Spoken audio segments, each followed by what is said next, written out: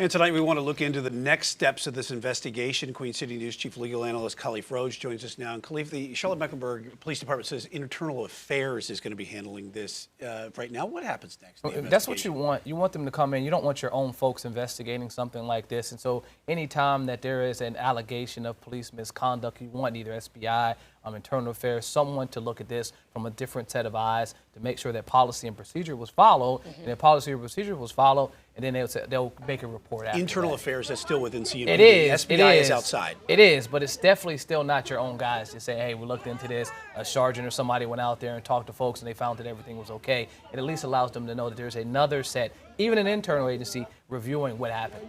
Well, you see that Chief Johnny Jennings has already commented on the behavior of what you're seeing here. But of course, when this becomes in terms of a civil lawsuit possibly, how would you represent her in this case? I mean, the first thing you have to say is it was hard to watch that film. I mean, my immediate response was something like Rodney King. It was like looking at that video from back in the early 90s.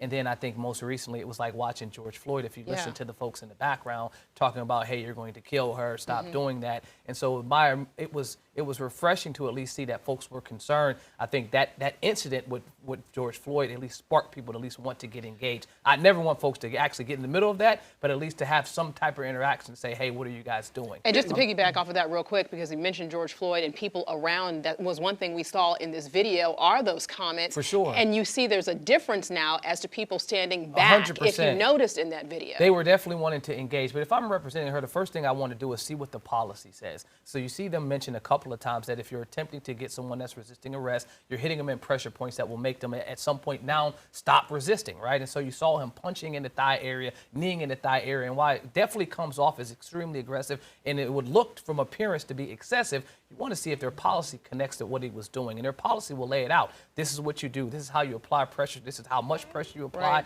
And if it's not in the policy, that's the first thing I'm pushing towards. The second thing is in public appearance.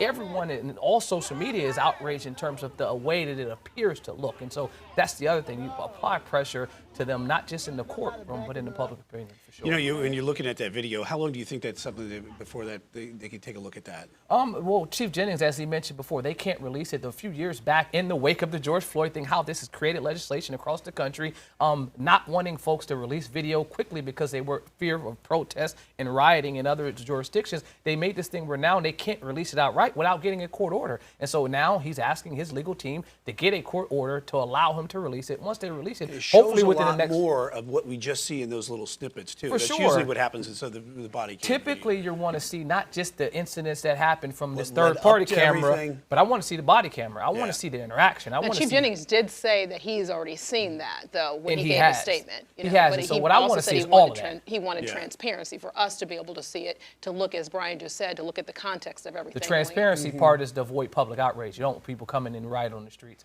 So you want to clear it up. And we've been down this road before when it comes to these type of things here in Charlotte with CMPD Tons of times. and with a lot of other agencies as well. All right, Khalif, thank you.